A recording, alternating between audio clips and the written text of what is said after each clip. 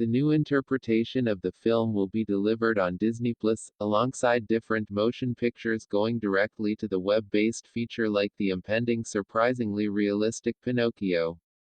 While an authority delivery date hasn't been set at this point, the surprisingly realistic variation is supposed to be accessible to Disney Plus supporters solely on the web-based feature in 2023. Peter Dish is one of the most famous characters of the 20th hundred years, and there will be a lot of new faces playing both the kid who wouldn't grow up, and the sweetheart youngsters.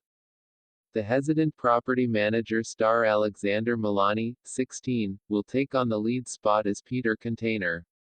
Ever Anderson, 14, who played a youthful Natasha Romanoff in Dark Widow, will play Wendy.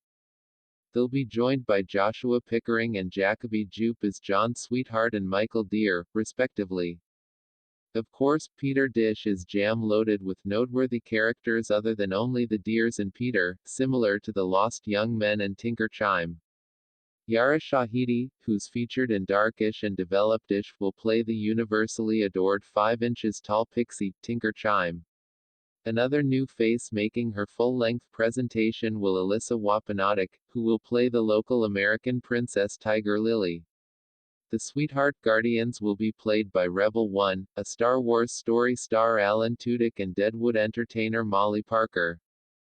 Other than the cherished characters, who could fail to remember the disgusting privateers in the film, similar to Commander Snare and the silly Mr. Smee?